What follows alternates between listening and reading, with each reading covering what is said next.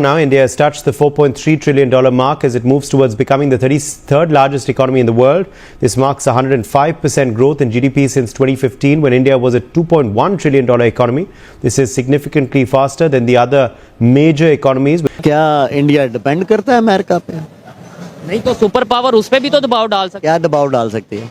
वो कहता था नहीं, मैंने आपकी पॉलिसी पे नहीं चलना, मेरी अपनी इंडिपेंडेंट पॉलिसी है। और from that day till today वो इंडिपेंडेंट है यार। मैंने पहले कहा था वो किसी की बात मानने के लिए तैयार नहीं है। वो उसके साथ चलेंगे जिसके साथ उनका बेनिफिट होगा, चाहे वो रशिया के साथ हो, ईरान के साथ हो, अरब के साथ हो, दुनिया के साथ हो, वो चाइना के साथ अपना बेनिफिट।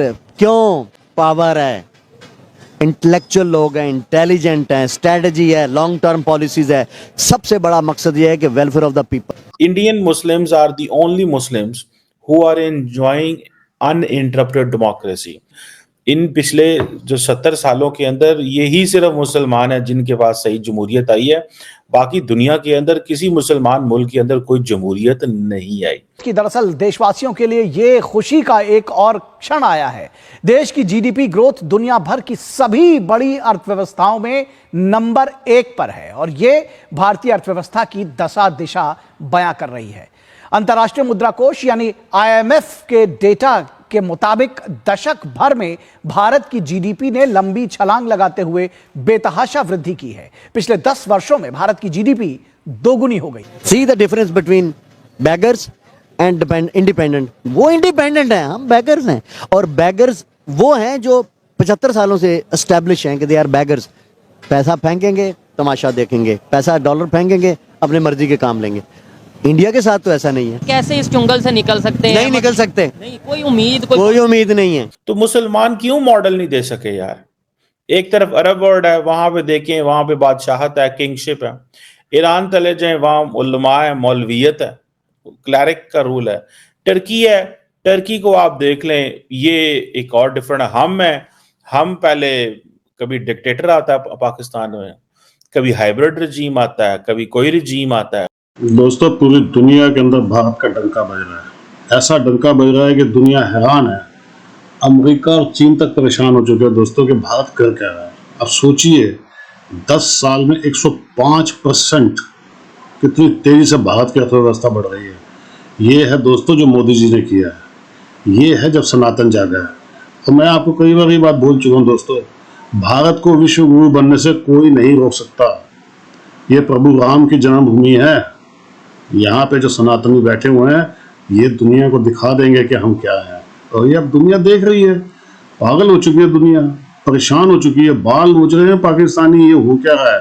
कितनी कोशिशें कर ली पूरी दुनिया ने हमें रोकने की। आप क्या समझते हैं सिर्फ पाकिस्तान ने रोका है? चीन, अमेरिका, यूरोपियन कंट्रीज सबने कोशिश की है, लेकिन कोई नहीं रोक सका। और अब हमारे दिन शुरू हो चुके हैं दोस्तों। भारत विश्व गुरु बनेगा और 100% बनेगा। कमेंट्स कीजिएगा, वीडियो को लाइक और चैनल को सब्सक्राइब जरूर कीजिएगा।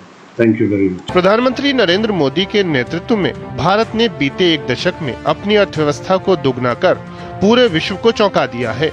देश की मजबूत आर्थिक नीतियों और संरचनात्मक सुधारों के चलते जीडीपी में जबरदस्त वृद्धि देखने को मिली है। भारत की जीडीपी 2015 में 2.1 ट्रिलियन डॉलर थी, जो 2025 में बढ़कर 4.3 ट्रिलियन डॉलर हो गई है। इसमें IMF ने बताया है कि 2015 से लेकर 2025 तक भारत की टोटल जीडीपी ग्रोथ कितनी हुई है। जैसा कि आप स्क्रीन पर देख सकते हैं, टोटल रही है 105% की रफ्तार। किसी भी मेजर कंट्री को उठाकर देख लीजिए, कोई भी 55-57% से ऊपर नहीं गया है। चीन के जो आंकड़े आपको दिख रहे हैं ना, ये जिसमें 76% लिखा है, ये मेनली 2020 से यानी कि प्री कोविड टाइम के जीडीपी आंकड़े हैं। उसके बाद इनकी जीडीपी ग्रोथ शुरू रही है 3-4 या हद से हद 4.5% की रफ्तार से ही ये बढ़ पाए हैं।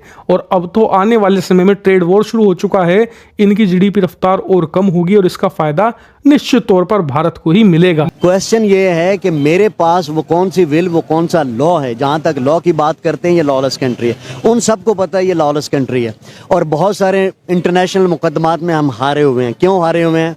कि हम इतने काबिल ही नहीं है, हम इतने कॉम्पिटेंट ही नहीं है। एंड पे हमें ही थप्पड़ पड़ता है इंटरनेशनल लेवल पे। ये इंडिया को कैसे रोक सकते हैं या अफगानिस्तान को कैसे? आप देखेंगे कि वो बनाएंगे और हम सिर्फ देखेंगे। इंडिया की जब भी आप बात करते हैं तो मैं ये कहता हूं कि इंडिया के साथ हमारा कंपैरिजन है। कंपैरिजन ही नहीं है, क्योंकि वो बहुत बड़ी पावर बन चुका है और आने वाले वक्तों में वो बन जाएगा, क्योंकि पूरी दुनिया में उनका असर और रसूख है। हर कैबिनेट में, हर दूसरी गवर्नमेंट्स में, दूसरे मुल्कों की गवर्नमेंट में उनकी इन्वॉल्वमेंट है, उनके बंदे हैं। तो लिहाजा इस बात को, डिबेट को आप छोड़ें कि इंडिया क्या कर रहा है, इंडिया ये कर गया। हम सवाए क्रिटिसाइज करने के उनको मतलब क्रिटिसाइज करते रहते हैं। और भाई कोई कंपैरिजन करते हो या तुम्हें हम बताते हैं या आप बताते हैं या कोई दुनिया की बंदा बात बताता है तो भाई उससे सबक सीख लो, तुम भी वही काम करो जो वो कर रहे हैं। Indian Muslims are the only Muslims who are enjoying uninterrupted democracy. इन पिछले जो 70 सालों के अंदर यही सिर्फ मुसलमान हैं जिनके पास सही जमहूरियत आई है। बाकी दुनिया के अंदर किसी मुसलमान मुल्क के अंदर कोई जमहूरियत नहीं आई। तो मुसलमान क्यों मॉडल नहीं दे सके यार? एक तरफ अरब वर्ल्ड है, वहां पे देखें, वहां पे बादशाहत है, किंगशिप है। ईरान चले जाएं, वहां उलमा है, मौलवियत है, क्लैरिक का रूल है। टर्की है, टर्की को आप देख लें, ये एक और डिफरेंट हम पहले कभी डिक्टेटर आता है पाकिस्तान में, कभी हाइब्रिड रजीम आता है, कभी कोई रजीम आता है। मतलब ये तो फिर वो जिसे कहते हैं ना, एक अजीब सी सिचुएशन बन गई। पाकिस्तानी जब मुसलमान इधर से करप्शन के पैसे लेके टर्की घूमने जाते हैं तो वहां जाके खुश होते हैं, वहां हलाल फूड मिलती है। ठीक है ना कि जी हलाल फूड मिलती है, पैसे बेशक करप्शन से कमाए हैं लेकिन फूड आपको हलाल मिलेगी। सो ये चीज जो है ना, ये यहां से आप अंदाजा लगाएं कि हमारी जो अप्रोच है वो किस तरह है। ये चीजें नहीं चलेंगी अगर आपने इंस्टीट्यूशंस नहीं बनाए। मेरी सीधी सी बात है, अगर आपने इंस्टीट्यूशंस नहीं बनाए तो आपने कुछ भी नहीं किया। अगर आप अपने पीछे इंस्टीट्यूशन नहीं छोड़ रहे, आप अगर अपने पीछे ऐसा निज़ाम नहीं छोड़ रहे जिस निज़ाम के अंदर आप समझते हैं कि आप चले गए हैं और वो निज़ाम डिलीवर करेगा, तो आप उस सिस्टम के, आप उस मुल्क के खैरखा नहीं हो सकते। आप नरेंद्र मोदी को देखें, भारत को देखें, क्या भारत जो है वहां पे लोग डेमोक्रेटिक प्रोसेस के जरिए लोगों को इलेक्ट नहीं हो रहे? हो बिल्कुल हो रहे हैं। नरेंद्र मोदी के ऊपर बड़ी बातें हो रही हैं कि इलेक्टोरल ऑटोक्रेसी है, ये कमेंट भी आ रहे हैं।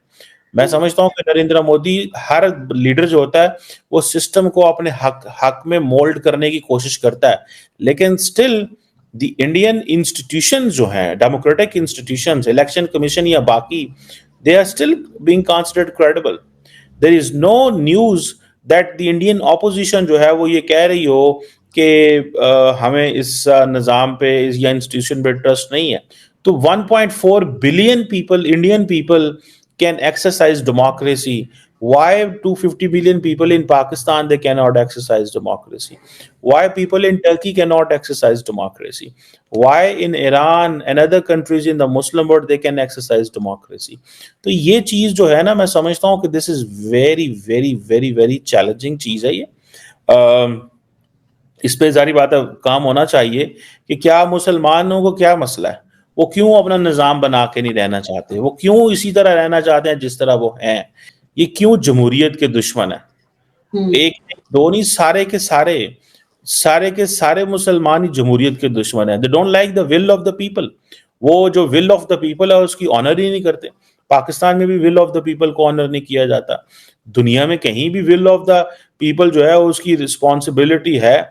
आप इंडिया को कहते हैं जी वहां पे हालात खराब हैं, ये है वो है, आप बिल्कुल तनकीद करें वहां पे नरेंद्र मोदी पे 10,000 किस्म की, बट भाई उनके डेमोक्रेटिक इंस्टीट्यूशन जो है ना वो पावर में है भाई, वो सीधे सीधे काम कर रहे हैं। वो लग रहा है, वो पता है हमें कि वो लोग उनसे वो खुश हैं, निज़ाम भी चल रहे हैं।